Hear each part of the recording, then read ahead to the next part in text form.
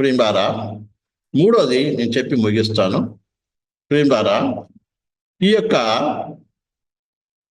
తోడేలు ఎంత ఓర్పు కలిగిందంటే అంత ఓర్పు కలిగిందంట.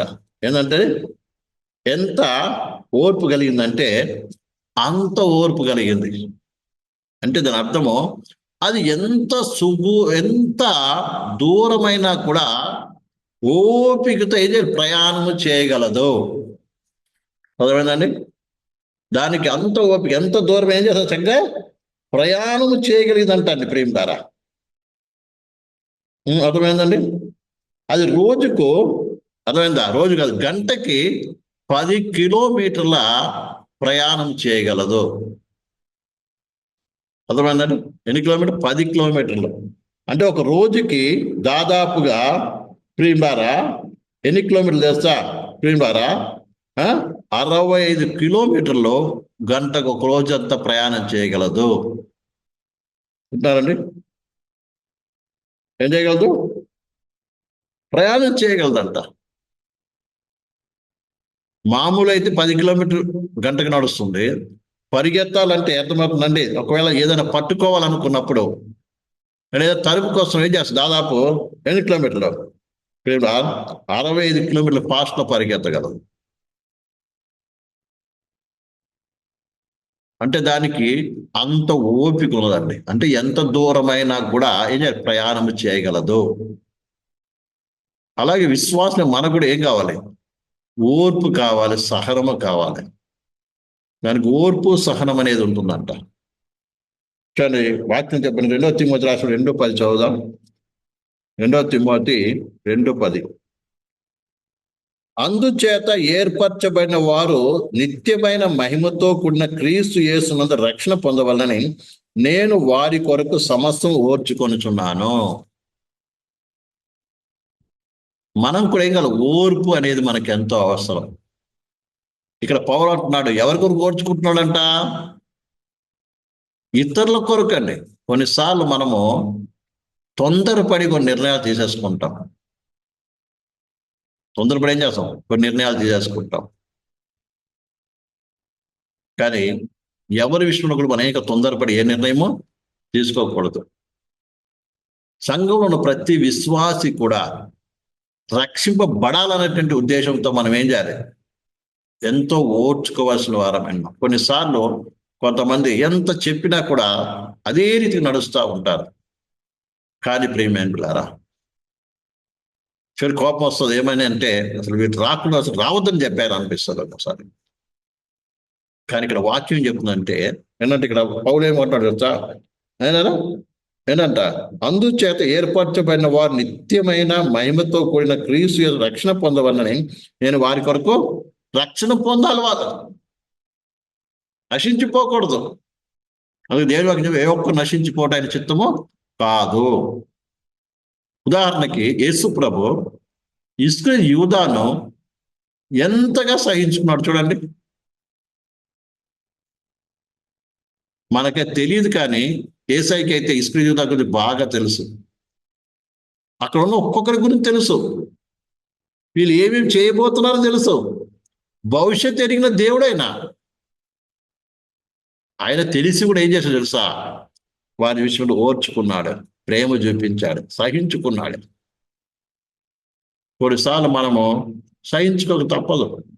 మన దగ్గర అబద్ధాలాడినా కూడా, మనకు ఇతడు అబద్ధాలు ఆడుతున్నాడని తెలిసినా కూడా ఏం చేయాలి? మౌనంగా ఉండవలసి ఉంటుందండి. ఎందుకంటే వారు రక్షింపడాలి. చివరికి వెళ్ళి ప్రభా అతను రక్షించు ప్రభా అని ఏం చేద్దాం? మన కొరకు ప్రార్థించాలి తప్ప, ఓర్చుకోవాలి తప్ప ఏం చేయాలి? తప్పదండి. ఎందుకంటే వారికి నిత్యముగా రక్షణ పొందాలి. కాబట్టి ఇతరుల రక్షణ కొరకు మనం ఓర్చుకోవాలంట. మనం ఏం చేయాలి? మనకు కష్టాలు వస్తేనే ఓర్చుకుంటాం, కానీ వేరే వారి కొరకు ఎప్పుడు ఓర్చుకుంటాం మనము? సేవకుడు 2 విషయాలు చేయాలి. ఒకటి, మనం వచ్చే బాధలు మనం సహించుకోవాలి. ఇంకేం చేయాలి? ఇంకొకరి కొరకు, మన కొరకు సహించుకోవాలి, ఇతరుల కొరకు కూడా సహించుకోవాలి. 2 పనులు చేయాలి సేవకులకి. బాగా అర్థం చేసుకోండి. మన బాధలు భరించాలి, మన బాధలు సహించుకోవాలి, ఇంకొకరి బాధలు కూడా సహించుకోవాలండి. అలా అయితేనే సేవ చేయగలం. అలా సేవకుడు అలా అటువంటి వాడే సేవకుడు. ఇదిలో చాలా మంది అంటే వాళ్ళ బాధ అంతా ఇంకొకరి మీద విశ్వాసులు భరించాలనుకుంటారు. వాళ్ళ కష్టం వచ్చింది ఎవరు చేయాలి? విశ్వాసులు చెప్పేసుకుంటారు, నాకు ఆ బాధ ఉంది, ఈ కష్టం ఉంది, ఆ వేదన ఉంది, నాకు అది లేదు, ఇది లేదు అని ఏం చేస్తారు? అందరికి చెప్పేసుకుంటా ఉంటారు. అప్పుడు ఏం చేయాలి? విశ్వాసులు జాలిపడి వీరికేం చేయాలి? వీళ్ళ బరువులు వాళ్ళు మోయాలి. ఇది కాదండి సేవ. ఇది కాదు సేవ. నీ బరువు నువ్వు మోయాలి, అలాగే వాళ్ళ బరువు నువ్వు మోయాలి. అదేనండి. కొన్నిసార్లు మనకు లేకపోయినా ఇంకొకరికి ఇవ్వాల్సి ఉంటుంది. మనకు లేకపోయినా ఇంకొకరికి ఇవ్వాల్సి ఉంటుందండి. ఒకవేళ అవతల విశ్వాసం ఎవరికి లేని స్థితిలో ఉన్నాడు అనుకోండి, మనకు లేకపోయినా ఏం చేయాలి? వాళ్ళకి మనం తీసుకెళ్ళి వాళ్ళకి ఇవ్వాల్సి ఉంటుంది. ఇలా చేయగలిగిన వాడే సేవకుడు. సేవకుడు అంటే వాళ్ళకి ఇవ్వాలి అని కాదు, అది సేవ కాదు. అందుకే పౌలు నాకు కలిగిందంతా నా మట్టుకు నేను వ్యాయామం చేసుకున్నది, అంటే నా మట్టుకు నేను ఖర్చు చేస్తున్నాను, నేనే ఖర్చు అయిపోయాను అంటున్నాడు అక్కడ. ఎలాగండి? ఉపవాసాలు ఉండి కన్నీరు గార్చి రోధించి ఈయన శరీరం బలహీనమైపోతుంది. ప్రేమ తాను ఖర్చు చేసుకుంటున్నాడు. కాబట్టి మనకేం కావాలి? విశ్వాసుల కొరకు, ఇతరుల కొరకు మనము సహించుకునే స్వభావం మనకి అవసరమని ఇక్కడ ఈ వాక్యం ద్వారా మనకి తెలియపరచబడుతుంది. అలాగే అందుకే 3:4 చదువుదాం. యేసుక్రీస్తు యొక్క మంచి సైనికుని వలె నాతో కూడా శ్రమ అనుభవించుము. ఇట్లా అన్నాడు, యేసుక్రీస్తు యొక్క మంచి సైనికుని వలె నువ్వు శ్రమ అనుభవించు. సేవకుడు శ్రమ అనుభవించగలిగిన వాడే సేవకుడు. విషయాన్ని బాగా అర్థం చేసుకోవాలి. సేవను చిన్న విషయం కాదండి. మంచి సైనికుని వలె, ఇక్కడ సైనికుడితో పోల్చాడు, సేవకుని దేంతో పోల్చాడండి? సైనికునితో పోల్చాడు. సైనికుడు చూడండి, ఇప్పుడు మనకి బోర్డర్లో కావచ్చు, అన్ని సముద్రంలో కావచ్చు, సైనికులు ఉన్నారు. వారే మనలాగా రోజు పొద్దునెళ్ళి పనికి వెళ్ళి సాయంత్రం వచ్చి భార్య పిల్లలతో పాటు సంతోషం కూర్చొని హాయిగా తిని నిద్రపోయారే కాదండి. రాత్రి అంతా వారు ఏం చేస్తున్నారు? భార్య బిడ్డలు ఎక్కడో ఉంటారు, వదిలేసి వెళ్ళిపోతారండి. ఎప్పుడో సంవత్సరానికి ఒకసారి 2 నెలల్లో 3 నెలల్లో సెలవు పెట్టుకొని వస్తారు. అది కూడా ఆ టైంలో ఏమైనా ఎమర్జెన్సీ యుద్ధం అంటే ఫోన్ చేయంగానే ఏం చేయాలి తెలుసా? బయలుదేరి వెళ్ళిపోవాలి. అక్కడి నుంచి కాల్ వచ్చిందంటే చాలు, వెంటనే బయలుదేరి వెళ్ళిపోవాలి. ఇది సైనికుల స్వభావం అండి. సైనికుడు అక్కడ పోరాటం ఏం చేస్తాడు తెలుసా? తన మీద ఉన్న కమాండర్ ఏదైతే ఆజ్ఞాపిస్తాడో ఆయన చెప్పించి చేస్తారు. సైనికుడు పైనటువంటి యొక్క కమాండర్ ఏది ఆజ్ఞాపిస్తున్నాడో అది చేయాలంతే. ఎందుకు ఏం అడిగే ఇదే లేదండి. అలాగే నిజంగా నువ్వు సేవకుడు అయితే ఏం చేయాలి తెలుసా? దేవుడు ఏం చెప్తున్నాడో దాన్ని చెయ్యాలంతే. అలా చేసేవాడే సైనికుడు. అదే ఎవరికంట? ఎవరు వన్ సైడ్ శ్రమ అనుభవించేవాడు. అక్కడే వాళ్ళు మంచులో, ఎండల్లో, అడవిలో, అర్థమైందా? వాళ్ళు రాత్రి పగలు కాపలా కాస్తుంటారు. అక్కడ ఎప్పుడు ఎవరు కాలుస్తారో తెలియదు, ఎవరు ఎప్పుడు చనిపోతారో తెలియదు. అనేక న్యూస్ వింటుంటాం కదండి. కాబట్టి సైనికుడు ఆ రీతిగా ఉన్నవాడే సైనికుడు, సేవకుడు సేవ చేయగలడు. తర్వాత కింద అంటున్నాడు, సైనికుడు ఎవడు యుద్ధమునకు పోనప్పుడు తన్ను దండులో చేర్చుకున్న వానిని సంతోష పెట్టవాలని ఈ జీవన వ్యాపారం చిక్కుకొనడు అన్నాడు. సైనికుడు ఎప్పుడంట? యుద్ధమునకు పోయినప్పుడు ఏంటంట? తను దండులో చేర్చుకున్న సంతోష పెట్టవాలని. ఎవరు సంతోష పెట్టాలి? నేను ఎవరు చేర్చుకున్నారు? నువ్వు సైనికుడికి ఎవరితో అన్నా? యేసు యొక్క సైనికుడిగా చేర్చబడ్డావు. యేసై నిన్ను పిలిచాడు, ఆయనను ఏర్పాటు చేసుకున్నాడు. కాబట్టి ఆయన సంతోషపెట్టేట్టుగా నువ్వు యుద్ధం చేయాలి. ఆయన సంతోషపెట్టేవాడు యుద్ధం చేయాలి నువ్వు. అందుకు అయ్యో నేను చచ్చిపోతే ఎట్లా, నా భార్య ఎట్లా, పిల్లలు ఎట్లా అలా అనుకుంటే నువ్వు పనికిరావు, సైనికుడిగా సేవ కూడా పనికిరావు. ఎవరైతే భార్య గురించి పిల్లల గురించి ఆలోచిస్తారో వాళ్ళు సేవకు పనికిరారు. అందుకే యేసయ్య అన్నాడు, ఎవరైతే నన్ను వెంబడించే గోనెలో వాడు తన శిలువను ఎత్తుకుని నన్ను వెంబడించాలి. తన తల్లినైనా తండ్రినైనా భూమిలైనను మరి ఏం చేత ఇలా నేను విడిచిపెట్టిన వాడు నాకు పాత్రుడు కాదు అన్నాడండి. దాని గురించి ఆలోచించేవాడు ఎవరు కాదు, సైనికుడు కాజాడు. నువ్వు నిజంగా దేవుని యేసుక్రీస్తు యొక్క సైనికుడు అవ్వాలంటే ఏం చేయాలి? ఈ జీవన వ్యాపారంలో చిక్కుకొనకూడదు. అందుకే నిజమైన సేవకులు ఎవరు కూడా ఏ వ్యాపారం కూడా ఏ చిక్కులు పెట్టుకోకూడదండి. సింపుల్గా చెప్పాలంటే లోక సంబంధమైన ఏ చిక్కులో పెట్టుకోకూడదు, ఏ చిక్కులో పాలు పొందకూడదు. అంతే. నీ పని ఏంటిది? సువార్త ప్రకటించాలి, ఆత్మను రక్షించాలి, ఆత్మను బలపరచాలి, ఆత్మ నడిపించాలి. లేని పని వ్యవహారాలు చేయటం నీకు సంబంధం అవసరం లేదండి. కొంతమంది సేవకులు ఏం చేయాలి, అనవసరమైన వాటిని పట్టించుకుంటారండి. నీ పని ఏంటిది? నీ బాధ్యత ఏంటిది? ఆత్మను విడిపించాలి, రక్షించాలి, ఆత్మను బలపరచాలి, ఆత్మను దేవుని సిద్ధపాటు చేయాలి. అంతేకాని వేరే చిక్కులు ఏం అక్కడ పెట్టుకోవడానికి వీలు లేదు. కొన్ని లేనిపోని చిక్కులు పెట్టుకుని లేనిపోని తలకాయ నొప్పి తెచ్చుకుంటాం మనం. కానీ ఈ విషయాన్ని బాగా అర్థం చేసుకోవాలండి. అందుకన్నాడు ఈ జీవన వ్యాపారంలో చిక్కుకొనడు. అర్థమైందండి? ఈ జీవన వ్యాపారం ఏంటి?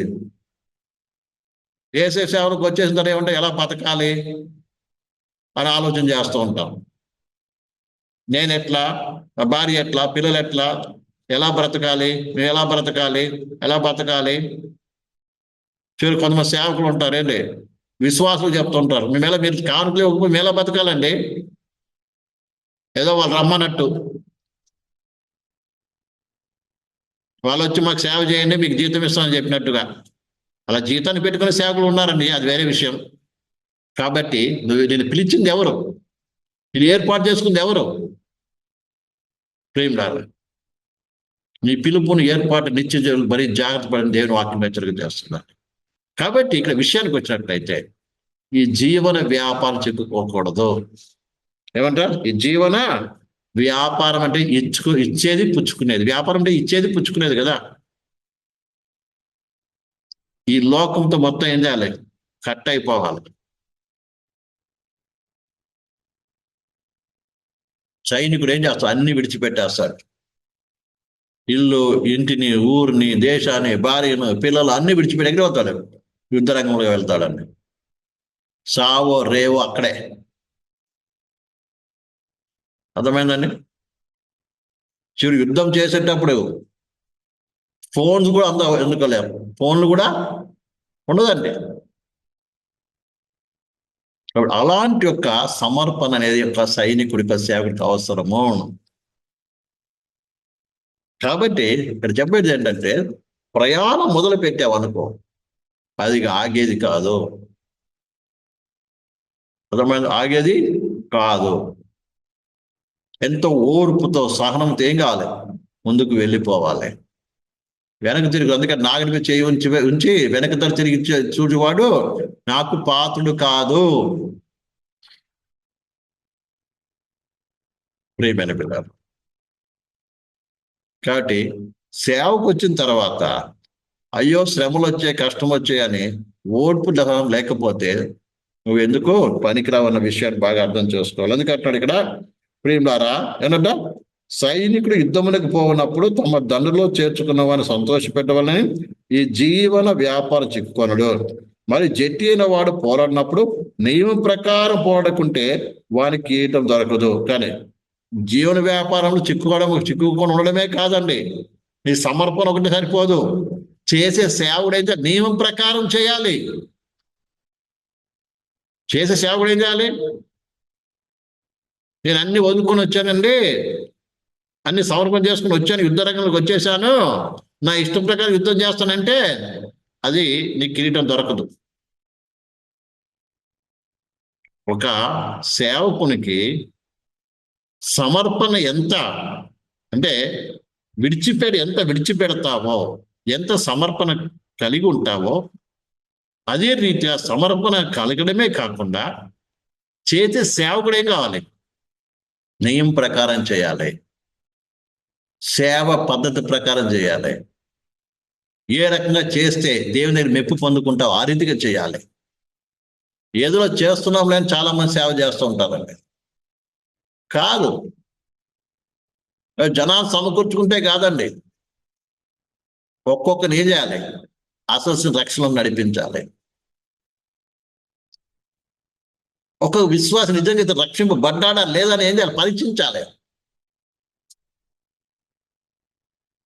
నిజంగా ఈ వ్యక్తి పరిశుభ్రం పొందుకున్నాడు, ఈ నిజంగా పరిశుభ్రం నింపబడి నడిపించబడుతున్నాడా, ఈయన ఆత్మీయ స్థితి ఏ రీతికి ఉంది అని ఆ రీతికి ఏం చేయాలి? పరిశీలన చేసి అనుదినం పరీక్ష చేసి ఏం చేయాలి? వారిని నడిపించవలసిన బాధ్యత ఉందండి. ఏది ఒక గొర్రెల కాపరి ప్రతి గొర్రెను పరీక్షిస్తూ ఉంటాడు. మేత వేస్తుందా, నీళ్ళు తాగుతుందా, సరిగా నడుస్తుందా, ఏ రీతిగా ఉంది అనే ప్రతి క్షణం ఏం చేస్తుంటాడు? చూస్తూ ఉంటాడు. ప్రేమ కాబట్టి ఆ రీతిగా ప్రతి విశ్వాసని వ్యక్తిగత పరీక్షించవలసిన బాధ్యత ఉంది, నడిపించవలసిన బాధ్యత ఉన్నట్టుగా చూస్తున్నాం. కాబట్టి ప్రేమ ఈ యొక్క తోడేలకు స్వభావం ఏంటంటే, ఎంత దూరమైనా సరే ఓపికతో ఏం చేయాలి? నడవగలదు. అలాగే వేటాడేటప్పుడు ఎంత ఫాస్ట్గా వేటాడగలుగుతారు అంత ఫాస్ట్గా వేటాడగలుగుతుంటే మనం చూస్తుంటున్నాం. 2 వచనం చదివి నేను ముగిస్తాను. ఎఫెసీయులకు రాసిన పత్రిక 3వ అధ్యాయము 13వ వచనము. 3వ అధ్యాయం 13వ వచనం. 3:13. కాబట్టి మీ నిమిత్తము నాకు వచ్చిన శ్రమ చూచి మీరు అధైర్యపడవద్దని వేడుకొనుచున్నాను, అవి మీకు మహిమకరమై ఉన్నది. ఇక్కడ చూడండి, సంఘం నిమిత్తము, విశ్వాస నిమిత్తం ఆయన శ్రమ పడుతున్నాడంట. అంటున్నారండి, ఆయన శ్రమ పడుతున్నాడంట. అది కాదు, కాబట్టి మీ నిమిత్తము నాకు వచ్చిన శ్రమ. అవును, ఒక ఆత్మ రక్షించావంటే ఏం చేయాలి? శ్రమ ఇవ్వాలి. వాళ్ళ సైతాన్ని ఎవరి మీదకి వస్తుంది? నీ మీదకి వస్తుంది కంపల్సరిగా. అది ఏ రూపమైన రావచ్చు.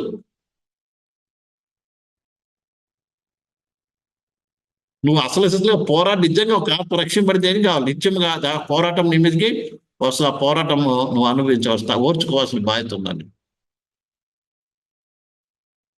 విశ్వాసాల కొరకు శ్రమ అనుభవించాలి, సంఘం కొరకు శ్రమ అనుభవించాలి సేవకుడు. అప్పుడే సంఘానికి క్షేమవృద్ధి కలుగుతుంది, ఆశీర్వాదం కలుగుతుందండి. తులసి 1:24. ఇప్పుడు మీ కొరకు నేను అనుభవించుతున్న శ్రమలో ఎందు సంతోషించుచో సంఘమును ఆయన శరీరం కొరకు క్రీస్తు పడిన పాటలు కొదువైన వాటిని నా వంతు నా శరీరం ముందు సంపూర్ణం చేయుచున్నాను. ఇక్కడ అంటారు, సంఘం కొరకు ఏం చేస్తున్నాడంట? శ్రమ అనుభవిస్తున్నాడంట. క్రీస్తు అనుభవించాడు శ్రమ. ఇంకా కొదువైనది ఏం చేయాలి? సంఘము, సేవకులు కూడా అనుభవించాలి. సంఘం కొరకు ఎవరు అనుభవించాలి? సేవకుల కొరకు. సంఘం ఎవరికో క్షమించాలి.